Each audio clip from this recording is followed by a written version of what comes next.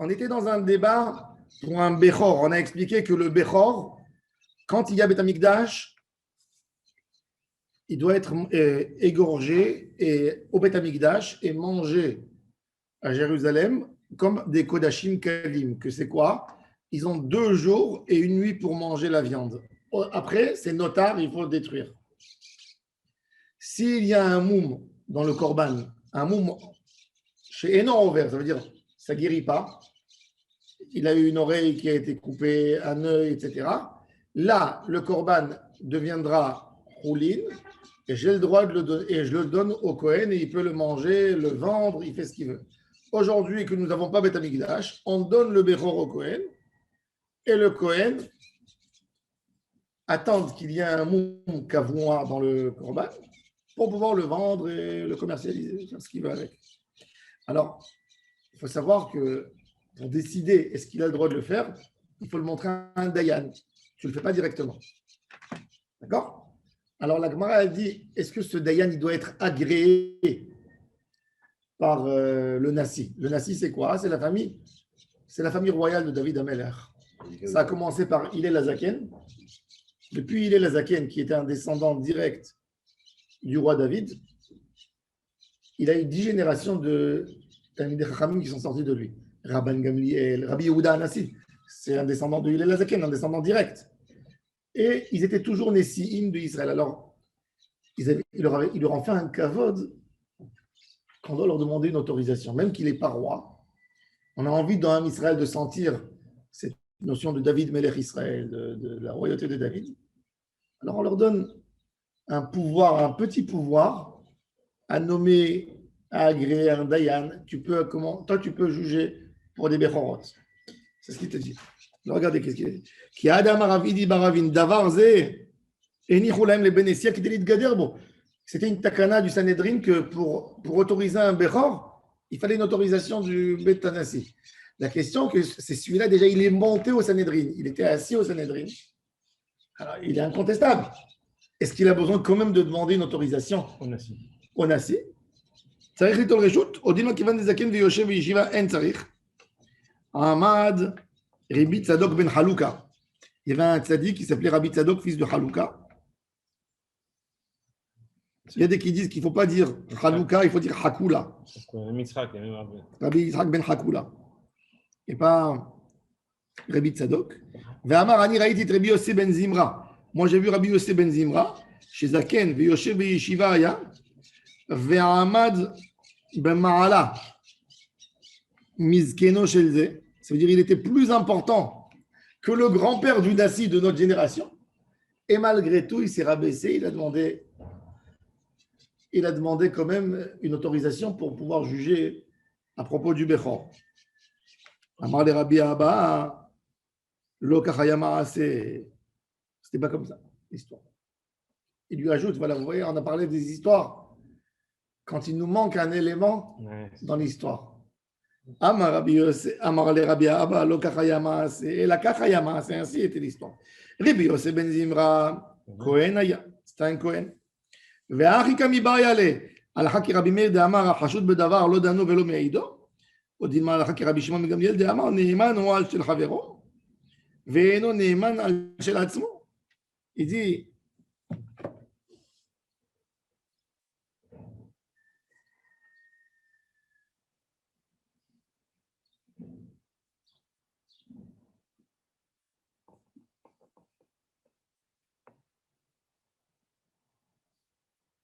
la question qui était là, comme c'était un Kohen, peut être Khashash, il était impliqué. Normalement, il est impliqué parce que lui, il peut le recevoir, le korban. Alors, il ne sait pas encore à qui le propriétaire il veut le donner. Déjà, il faut savoir est-ce qu'il a un moum ou il n'a pas de moum. Alors, c'est écrit dans la race, c'est intéressant. Quand on a un intérêt, on ne touche pas. On ne touche pas. Et cette question, elle est à la Khalemaasé dans beaucoup de choses dans la vie. À l'époque, il y avait une femme, elle achète le poulet à la maison. Son mari, il connaît la halakha, il a appris bien la halakha shrita. Elle trouve un os qui lui pose une question. Elle lui amène à son mari. Est-ce qu'on peut le manger, on peut le mettre dans le plat ou on ne peut pas le mettre? Lui, il a envie de manger. Comme d'acheter- Est-ce qu'il a besoin de l'envoyer chez quelqu'un? Il peut juger pour ça. Un rave qui connaît la halachot nida, sa femme elle lui montre une tâche. Elle lui dit, c'est tahor ou c'est pas tahor?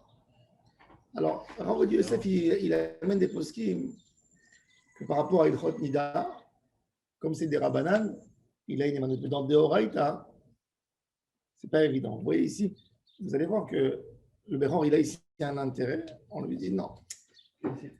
Parce que peut-être tu peux t'autoriser. Oui, mais là, tu as fait des cas particuliers, c'est la vie de tous les jours, ça. C'est toute ta vie.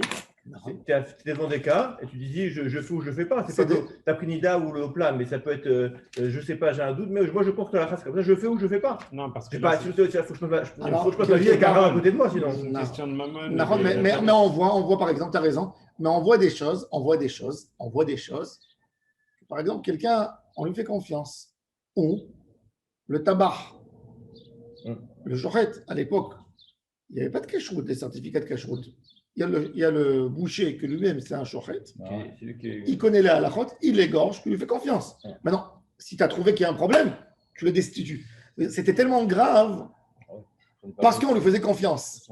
Alors, dès qu'il y avait un problème, s'ils ont vu qu'une fois il a fait quelque chose de pas bien, Maravirine tout de suite. Il n'a plus le droit et tout est taré, fait en déclare dans la vie. Donc, il y a aussi peut-être cet élément qui fait peur à la personne. De là de quelqu'un qui a une affaire de nourriture.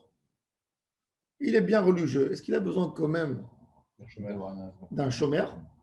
Parce que il y a des gens qui te disent il est nogué à Badava. Quand il aura un petit FC, alors la question, c'est oui ou non. Ou tu peux dire que non, qu'il a la peur des autres aussi. Donc, je peux le laisser. C'est une question, c'est un débat. Et c'est un débat qui n'a jamais été tranché en réalité. Dans les Négarim, par exemple, et Nadam Roé un Cohen, qu'il y a sa femme qui a une tache de lèpre. Ce n'est pas son intérêt de lui dire qu'elle est lépreuse. Est-ce qu'il a le droit de voir? Quand on sait que ça va se. Et Nadam Roé c'est écrit. Un Cohen n'a pas le droit de voir lui la tâche. Parce qu'il va s'autoriser, il est proche de soi. Est-ce qu'il est Goufo ou pas est Goufo? Tout ça, c'est. Parce que c'est incroyable. On raconte sur Rabbi Shabtai Cohen, l'auteur du livre, un des livres les plus connus dans Shulchan Aruch, c'est un des commentateurs de Shulchan Aruch. Il y a un commentaire sur Shulchan Aruch, Rochen Mishpat, qui s'appelle Siftei Cohen. L'auteur, c'est Shabtai Cohen. Rabbi Shabtai Cohen, il vivait à Vilnius. C'était à l'époque des Cosaques de Bogdan Khmelnytsky. Une histoire avec lui. Un jour, il a eu un din Torah avec un voisin à lui. Ça veut dire il a construit quelque chose, ça a gêné son voisin. Le voisin lui a tapé à la porte gentiment, correctement. Il lui a dit écoute, je veux que tu enlèves, ça me gêne. Il lui a dit mais d'après la halakha, je n'ai pas besoin d'enlever, c'est pas. Il dit écoute, on va aller poser la question à un Rav. Alors Rabbi Shabtai Cohen, il lui a dit dis-moi, mais pour ton bien, toi, on va aller au Bédine, tout le monde a Vilna au nord, je suis le grand érudit de la ville. J'ai envie qu'il y ait un jugement pour toi, un bon jugement. Donc, qu'est-ce que tu proposes? Il a dit, tu sais quoi? On ne te connaît pas loin. Viens, on va à 100 km d'ici, dans un village. Ils sont partis les deux ensemble. Et ils ont mis les deux la casquette, comme tu vois, simple. Ils sont passés dans un village, ils ont vu qu'il y avait une communauté juive. Ils ont dit, vous avez un rabbin? Il dit, oui, on a un jeune rabbin, il a 25 ans. Ils sont partis, ils sont comportés comme des villageois. Ils ont dit, monsieur le rabbin, on a un litige entre nous, on voudrait que vous le réglez. Alors, il a dit, OK. Il entend les deux opinions. Il restait quelques heures. Attendez, je vais vous donner ma décision. Après 3 heures, il dit à Rabbi Shabtai Cohen, c'est pas toi qui as raison, c'est l'autre qui a raison. Rabbi Shabtai Cohen, il dit, comment on a le droit sur quoi tu t'es basé? Je lui ai dit, normalement, tout penchait pour toi. D'après les preuves du Talmud, il a dit, il y a une preuve comme ça, tu vois, le Rav, il a dit, il y a un tas comme ça, il a dit, tu as raison dans tes questions, je me suis posé plusieurs des questions, pas tout. Mais il dit, mais il y a un livre, un commentaire sur Shulchan Aruch qui s'appelle Siftei Cohen, que d'après ce commentaire, tu dois payer, son argument, il est Et il a dit, montre-moi. Il a regardé. Il a dit, c'est moi l'auteur. Oh non. Et il a dit, Ad kama gdolim divrei chachamim, en adam ro'eh chova le'atzmo. Un homme ne voit pas plus loin que son décompté. Il est concerné. C'est Tabargadol. Vous pouvez tomber sur des gens qui sont très.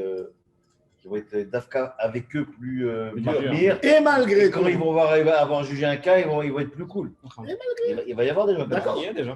Non, quand c'est une khumra personnelle, mais quand ça touche ton argent, tu te réveilles. T'as un minute. Un jour, il y a un monsieur, il est parti chez le Rav de Brisk, le boucher de la ville. Il avait un digne Torah, un petit litige sur quelques centaines d'euros. Et il a insulté, crié devant le rabbin. Le rabbin lui a dit, avant-hier, j'étais avec toi dans l'abattoir pour surveiller la shechita. Et tu as eu 3 bêtes que tu as achetées qui ont coûté chacune des milliers d'euros. Et ils ont été tarifs. Et tu as dit, Kapara, Mina Shamaim. Et maintenant, pour 100 euros, tu insultes et tu. Il a dit, pour un cadeau, je lui donne. S'il a dit, il ne faut pas manger. Mais l'autre, il va me faire sortir, je vais lui enlever les 2 yeux s'il va me faire sortir. Tu comprends? Il y a cette notion de l'homme, il est. Et il faut qu'on connaisse nos faiblesses. C'est ça. Et c'est pour ça, c'est les harav, tu as un problème, demande à une 3e personne. Tu as une discussion, arrête là, ne rentre pas dans la haine, dans les ordi. Tu sais, tu as raison. Moi, je suis intéressé, j'ai un point d'intérêt. Puis on demande à une 3e personne. Rachid dit, c'est les harav, et il n'a pas besoin d'être plus grand que toi en Torah, plus petit que toi en Torah. Mais c'est une autre opinion de quelqu'un de côté qui voit les choses différemment que toi. Et ça, c'est. Regardez, Rachid en Pirkei Avot, c'est les harav, il dit Afilu pachot mimcha en Torah. Même qu'il n'a pas tes connaissances. Il a entendu de quelqu'un qui voit les choses. On regarde ce qu'il a dit alors. Qu'est-ce qu'on fait? Si on a ça, on va demander à chaque fois à un rav pour faire quelque chose. Quand tu as un doute. Quand c'est un doute sur quelque chose. Alors il dit. Est-ce que la halakha est comme Rabbi Meir Damar, Hashoud Davar Lodano Velo Meido? Celui qui est Hashoud dans quelque chose, il ne rentre même pas à juger là-dedans. Ça veut dire, du moment qu'il est concerné, il y a une tomatana, même. Ça veut dire, Hashoud, un Kohen, normalement un Kohen, c'est. On ne s'imagine pas, mais vous ne pouvez pas vous imaginer comment les gens ils sont piégés. Je vais vous donner un exemple pour que vous compreniez. Il y a 15 ans de ça, on est invité chez une famille Yom Tov. C'était en France, plus que 15 ans, 16, 17 ans. On est invité chez une famille à Paris, Yom Tov. Et la femme, elle me dit, vous voulez un café? Je lui dis, oui, je veux bien un café. Elle te fait la machine à café. Non, des gens religieux, non. Elle prend la truc, c'est bon. Alors j'ai dit, vous avez de l'eau? Elle m'a dit, non, je n'ai pas d'eau, mais je tiens à bouillir. Il y a le feu qui est. Elle est allumée avec une flamme à l'autre. Une flamme à l'autre. J'ai regretté, parce que je sais qu'elle a des enfants. Je lui ai dit, j'aurais pas dû vous dire. Je pensais, moi, qu'elle avait un doute. J'ai dit, non, je ne veux pas. Non, c'est pas long. Elle prépare le café, tu vois. Elle amène le dessert à table, tu vois, les gâteaux. Et moi, je prends le café. Je la regarde, c'est une petite maison. Je la regarde dans la cuisine. Elle veut éteindre le feu. Elle ne veut pas laisser le feu. Pour quelle est sa raison? Elle avait peur, elle voulait économiser, je ne sais pas. Tu vois, je la vois, la femme, elle prend le truc, elle fait bouillir, tu vois, jusqu'en haut, pour que ça déborde. Ouais. Mais ça déborde pas bien. Ça veut dire, ça marche pas. Et tu vois, tout d'un coup, la dame, elle a un Parkinson, tu vois, dans la main, elle fait comme ça. Tu vois, elle attrape la petite. Elle aide. Elle voit que ça ne s'éteint pas, tu vois. Et je la vois comme ça, j'ai envie de faire l'approche, mais j'ai dit, d'accord, tais-toi, je ne vais pas l'humilier devant. À un moment, tu vois, elle fait ça, tu vois. Franchement, elle prend la truc comme ça et elle verse. Et elle a éteint. Et tu te dis, moi, je ne pouvais plus boire après le café, je me sentais mal. C'est quoi, c'est un lave, ça? C'est quoi? C'est pas c'est une interdiction des rabbinats. Tu poses une bonne question. C'est qui bouille? C'est chez les Torah. Oui, non, mais est-ce qu'on a. C'est pas très grave. Vous voyez ça devant vous? Est-ce que vous buvez le café quand même ou pas? Le café, il a été béhéter. Il n'a pas été béhisseur. Après, elle a voulu économiser. D'accord. C'est sans problème. Peut-être Mais je me suis- la mise en place. Mais je me suis senti mal. Je me suis senti mal. J'aurais pas du rave. Je me suis senti mal. Je me suis senti mal. Mais je préfère qu'elle fasse ça avec la maison elle prend de feu, quoi. Non, mais la maison, elle ne prendra pas feu. Il y a du gaz. Quand tu cuis dans la maison, elle ne prendra pas feu. Il y a du gaz, ça brûle. Et alors? Là, tu te cherches du Pas du tout, moi, au contraire, moi, c'est celui qui m'a formé. Quoi? Il y a du gaz une journée entière. Et alors, une journée entière? Pourquoi tu ne cuis pas une journée entière, Erev Shabbat? Erev Shabbat, tu ne cuis pas toute la journée? Ah ouais. Non, mais les gars, c'est dangereux. Là, le gaz, c'est dangereux. Dangereux pour la poche. Pourquoi c'est dangereux? C'est pas dangereux. Je ne sais pas moi pourquoi. Les gars, c'est Bon, dangereux. non, en tous les cas, je vous dis, je vous explique. Ouais, des fois, tu. Elle ne va pas être condamnée à grand-chose, la dame. Je vous explique. Je vous explique. Je vous explique. Ça, Par contre, ça, c'est je t'explique comment des choses, comment des fois on est proche de toi-même. Un homme, Shabbat, il a un problème de bichoul. Il a eu un. Tu sais, si tu as mis ta dafina, sur la plata. Vous vous souvenez, il y a quelques années, il y avait à Ranana en hiver tout le temps des pannes d'électricité. Erev Shabbat, tu mets ta dafina 5 minutes avant Shabbat. Tu sais, il y a des gens qui la mettent, il y a des minagim différents, il y a des gens qui la cuisent bien et ils la mettent quand elle est bien cuite sur la plaque. Et il y a d'autres qui disent non, 5 minutes avant Shabbat, ils commencent à faire bouillir dès que ça bout, ils mettent sur la plata et ça continue toute la nuit. C'est pas consommable. Maintenant, une demi-heure après Shabbat, l'électricité, elle est tombée. Quand elle a repris, Ça réchauffe. 2 heures après, mais ça a été débarrassé Shabbat par des juifs qui ont été Mechadel Shabbat. Ouais. Tu as le droit de manger, tu n'as pas le droit de manger.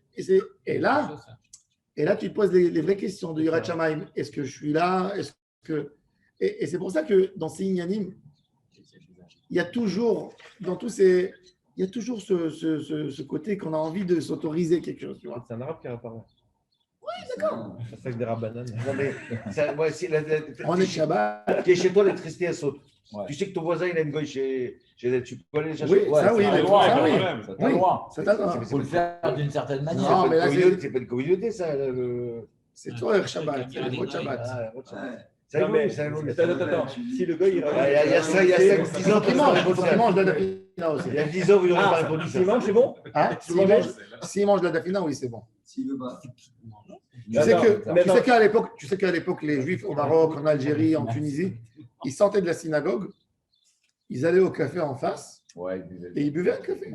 Parce que le goy, il ne fait pas pour eux d'Afka. Ah bon? Ah, mais c'est le café. Non, c'était le café turc à l'époque. Je ne parle pas d'un espresso, tu vois. Attends, j'ai une question.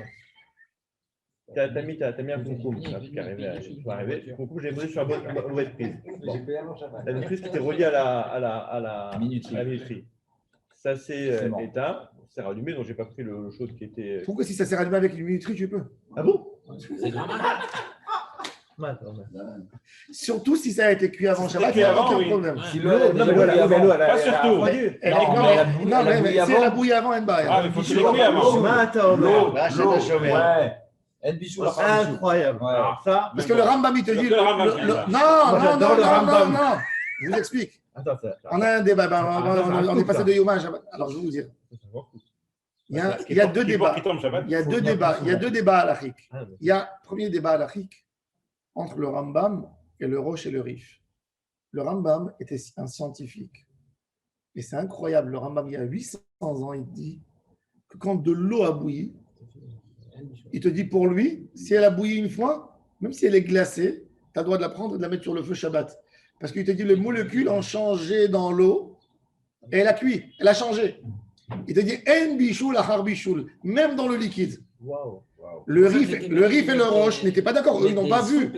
Ils n'étaient pas d'accord avec lui. Shulchan Aruch, beaucoup de choses pour le. Attends, Shulchan Aruch, quand il a abordé le sujet, Shulchan Aruch, quand il a abordé le sujet, il a dit ça un Deoraita, ça fait que Deoraita les Khumra. Il faut savoir que les Juifs du Yémen qui suivent, eux, le Rambam à fond, ils prennent la soupe du frigidaire et ils la mettent sur la plaque pour la chauffer. Eux. Parce qu'ils font comme le Rambam dans tout. Nous, on fait Shulchan Aruch maintenant. Ça, c'est un premier débat. Il y a un deuxième débat. Est-ce que j'ai le droit de causer une cuisson Shabbat? C'est-à-dire, est-ce que j'ai le droit de mettre, je veux manger Shabbat des grillades ou du poulet, je le mets avant Shabbat, je mets une minuterie, il va fonctionner, mais il va cuire pendant Shabbat. Moi, j'ai rien mis. C'est-à-dire, J'ai tout préparé et il va se mettre en. Pas cuire, chauffer. Non, cuire, je Même parle de cuire. cuire. Un steak cru. Bichoul. Ouais. Grama bichoul. Ouais. Grama bichoul. Il y a Ouais. aussi dans ça, Marloquet Rishonim. Ouais. Il y a des Rishonim qui autorisent, il y a d'autres qui interdisent. Encore une fois, même dans ça, on est marmé. Ça fait que de Raïda. Maintenant, là, on a un Safek Sfeka. Quand déjà ça a été cuit avant, Oui. on a deux Sfekot. Ça fait que la halakha est comme le Rambam. Et ça fait que la halakha est comme le Roche. Ouais. Et même si tu me dis que la halakha est comme le Roche, il y a un deuxième Safek. C'est Grama Bichoul. Il y a d'autres qui disent que c'est moutard. Donc ça fait que Sfeka, c'est moutard. Moi, c'est ce que je fais. Moi déjà 15 ans, je ne mange pas de dafina. Bon, prochain. Ma mère, elle est venue chez moi ce Shabbat et m'a fait une dafina. C'était oh la maman. Mais ma femme, elle aime pas la dafina. Donc, pour manger chaud, maintenant, on veut manger. Moi, je ne peux pas manger sec. Je ne peux pas manger du schnitzel avec du riz. Il faut que j'ai quelque chose. Tu comprends? Alors, qu'est-ce que je fais? Elle cuit tout, Erev Shabbat. Bien. Elle met au frigo. Le matin, je mets ma plaque sur minuterie. Et avant, Avant que la minuterie elle s'allume, je mets la nourriture, je couvre, même s'il y a du liquide dedans. mais c'est pas C'est robot, moutarde. il ne faut pas que ce soit. Leur pas même si c'est rouba, même si c'est une soupe. C'est vrai. C'est grama bichoul, il y a un Safek Est-ce que Sfeka. tu as rajouté le gramma qui est Un couscous, tu veux manger un couscous, un bouillon, un couscous midi. Si tu le fais comme ça, oui. Tu peux pas la mettre Ah. Pendant 20 ans, je l'ai empêché de faire ça. tranché par le Shulchan Ah, Aruch. c'est- Non, mais il y a un Safek Sfeka. Il y a un Safek Sfeka. Shulchan Aruch, il n'a pas parlé de cette situation. Pas gramma. Il a parlé d'une situation et il a parlé d'une autre situation. Il n'a pas parlé quand les deux ils sont là. Il faut qu'il y ait une minuterie. Il faut que la plaque elle soit froide. Ouais. Sinon, tu peux pas. Sinon, tu Non. Ah bah oui. La plaque soit. Parce que c'est beau les arrêts de Shabbat. Hein? Le premier, ça fait. t'explique. Ah, Non, t'as raison. Quand j'ai une situation, alors t'as raison, Shulchan Aruch, il a été posé. Mais quand il y a les deux situations qui se trouvent en même temps, là, Shulchan Aruch, il n'a pas dit sans sac. J'ai le droit de faire un Safek Sfeka. Si la plaque est chaude, Tu fais comme ça. Quoi? Ah non, Tu fais la plaque. C'est l'autre. Oui, ça fait. Il y a deux Sfekot. Il y a un Safek. Est-ce que la halakha est comme le Rambam ou comme le riz? Un autre Safek, peut-être Grama Bichoul Moutard. Ça, tu fais ça, tu peux. Parce que sinon, tu vas Non, prendre c'est des- Moutard. Tu vas prendre des coups de fusil à pompe. Hein. Mais je vous dis, ça, vous avez le droit de faire Ça fait ça. Ça, Le coquillot, le coquillot. ça, vous avez. Et ça fait que c'est avec le coquillot. Là. J'entends rien. On ne peut pas se servir dans la casserole quand c'est déjà chaud. Pourquoi quoi?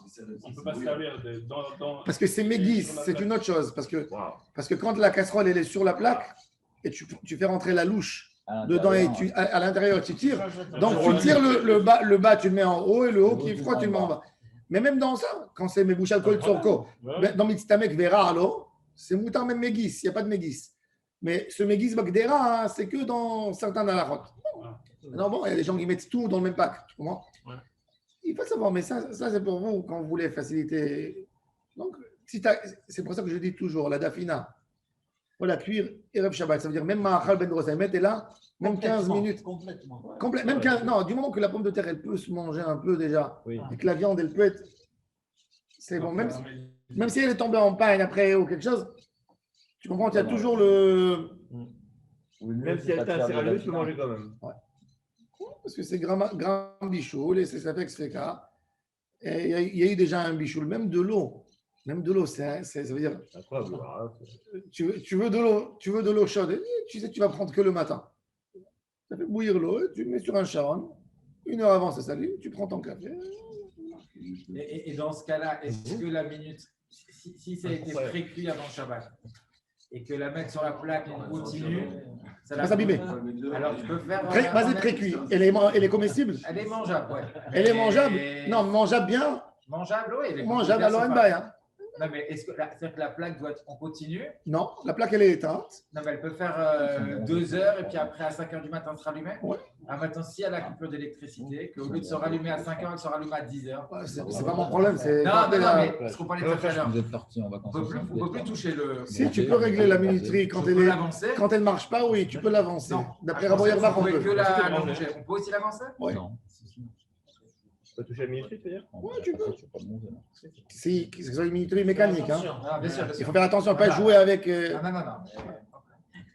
crois qu'on pouvait que- Bon, on Faut revient. pas pousser mes merdes dans les Et enfants. attends, on va faire un reculé, c'est ça? Odilma Alakha qui est Rabban Shimon Ben Gamliel. Rabban Shimon Ben Gamliel, il te dit que tant que la personne n'a pas une négia mamash dans le davar, il peut juger. Donc il a dit que la halakha, avec le débat avec Rabbi Yosef Ben Zimra qui était Kohen, il a dit de toute façon, non, je ne suis pas Nogea Badavar. Je suis Nogea Badavar par rapport au Kohanim, mais ce n'est pas directement. Donc il lui a autorisé, tu n'as pas besoin, tu peux juger. Mais tout comme il va y aller où maintenant, la question qui est quand on pose la question maintenant, est-ce qu'on a le droit de sortir avec une sandale que la semelle elle est faite en liège? Rashi dit Sham, pas Rashi. Min Goma. Ouais, Min Goma Shekorim, fouille. La fouille. La fouille. Il y a quelque chose comme ça. Sham, c'est du liège. La semelle, elle est en liège. Ah, puis. Puis, il y a du. C'est quoi du puits? Non, attends. Oui, puis, c'est une sorte d'arbre de bois. Non, puis, c'est un. Ah, non, il dit gomé, pas gouma. Pas gouma. Ah, c'est min klipatet. Klipatet, ouais. Jonc. Hein? Jonc, oui. C'est comme ça que c'est traduit dans la Gemara. Bon, c'est intéressant, mais Sham en hébreu. Ça, c'est le liège. Vous savez que la majorité du liège du monde, vous savez d'où il vient? Du Maroc. Les arbres de liège, ça vient du Maroc. Le Maroc, c'est un des plus grands producteurs de liège du monde. Le problème, c'est marocain. Le liège. Sham Beyom Kippourim. Alors, il dit, et justement là, c'est une question intéressante. Ça veut dire il y a un certain confort. Il y a un certain confort dans le liège. Parce qu'il est agréable. D'abord, il est agréable, il est pas lourd, il est pas dur, il fait pas mal aux pieds. Est-ce que j'ai le droit? Et ça, c'est la base. Ça veut dire si on voudrait aborder la question sur des chaussures de sport confortables, ça devrait être ça. Alors, il lui a posé la question. Sham Beyom Kippourim. Mao. Ahmad Rabbi Yitzhak Bar Nachman Ragla Ve'amar. Témoignage. Ani raïti את רבי יהושע בן לוי, שיצא בסנדל של שעם ביום הכיפורים. Je l'ai vu. Et il y a d'autres qui disent qu'il a dit, il n'a pas dit ça Kippour, il a dit ça sur Ta'anit Tzibour. Maï. Amarle, Loshna. Non, pardon, excusez-moi. Et il a dit, non, je lui ai posé la question à Rabbi Yoshua ben Levi. Ve'amin ale beta'anit Tzibour Maï. Et dans une Ta'anit Tzibour, qu'est-ce que. Alors, il a dit, Badaï, Loshna, c'est moutar les deux. Amar Rabba Bar Hanan, il a été tribé l'Azar de Ninve. Moi, j'ai vu Rabbi El-Hazar qui habitait à Nénive. Le Ramban, il dit, le Ramban dans Maseret Ta'anit, il dit que c'est Nénive, du prophète Jonah. Nénive. Ah, Nénive, c'est Tunis? Non, allez, c'est tunisien, c'est pas possible. Peut-être il a lu que. Ah oui, il a raison, parce qu'il s'est sauvé. Non, il ne s'est pas sauvé à Nénive. Non. On n'a pas dit qu'il nageait dans l'huile. Il a raison, parce que Tunis, c'est Tarshish. Non. C'est Tarshish, oui. Yona, il se sauve en Tunisie pour ne pas aller à Nénive. Nénive, c'est le royaume assyrien, c'est la Mésopotamie. Mais lui, il se sauve en Tunisie à Tarshish. Oui, il n'est pas loin. Mais Tarshish, c'est Tunis. Tarshish, c'est Tunis, c'est vrai. Tarshish, on a avant laissé. Ça roule. Ouais. Alors, il a dit, moi j'ai vu aussi Rabbi El-Hazar de Nénive qui est sorti avec une sandale de liège. Mais Ta'anit Tzibour. Et je lui ai posé la question. Ah, Ta'anit Tzibour, je comprends. C'est Tisha B'Av, c'est Ta'anit Tzibour. Et je lui ai posé la question à qui pour? C'est Minatora. Il m'a dit Loshna, c'est bon. Non. Il a fait. On peut mettre les baskets. Maï, Amar le Loshna, Rav Yehuda Nafak, Bedehitane. Rav Yehuda, il sortait à Kippour aussi avec une sorte de liège. Il y a des qui disent que c'était de la paille. Ça veut dire que c'est léger, une chaussure légère. Et l'autre, il a dit il sortait avec une sandale de palmier qui faisait de la. En tous les cas, c'est des chaussures légères. Ravanafik Bediv, les Ravuna Karir Souda Karevenafik. Il attachait du tissu pour ne pas recevoir un coup dans le pied. Donc, on voit que quelque part, d'après là, ce n'est pas une question de confort ou pas confort. Une chaussure respectable. Quand tu vas dans une soirée, tu mets pas une chaussure en. Tu vas pas avec des chaussures de sport. Tu mets une belle chaussure en cuir. Maintenant, oui. Aujourd'hui, oui. Ça a changé, ça a changé. Non, mais Non, pas n'importe qui. Non, c'est sûr que c'est beaucoup plus classe. Pas que les jeunes. Hein. Il n'y a pas que les jeunes. Moi, j'ai vu d'autres personnes. Ouais, mais C'est c'est que chez nous, c'est pour se faire remarquer. Mais quand tu vas dans une belle soirée, tu sais quoi, un khatan, jamais il ira avec une basket. Les Israéliens, ils viennent avec des crocs. Non, la question, c'est si on est invité chez un roi, par exemple. Tu viens pas comme ça. Voilà. Alors, Charlie, il a un chidouche à nous dire. Non? C'est-à-dire que la chaussure en cuir, c'est pareil pour une histoire de confort. Si c'était que l'histoire du confort, alors on aurait dit, c'est plus confortable que le cuir aujourd'hui, ces chaussures. Tu vois que non, qu'il y a un autre aspect dans la chaussure que tu ne peux pas aller au top de toi. Ça veut dire une belle chaussure en cuir, c'est une chaussure pour se présenter, etc. Donc ils ont interdit d'Afka le cuir. Bon, il faut savoir qu'il y a des post-it qui sont en marmirim, même sur des chaussures de sport. D'où ils le prennent? D'où ils prennent. Ils te disent que ça vient dans le sens du Inouï. Mais bon, parce que la Gemara, elle a amené ici, la Gemara, elle a amené des preuves très simples sur des chaussures légères. Oui, parce que le liège, la paille, elle a autorisé quand même, donc il n'y a pas de problème. Baruch Adonai Le'olam. Amen.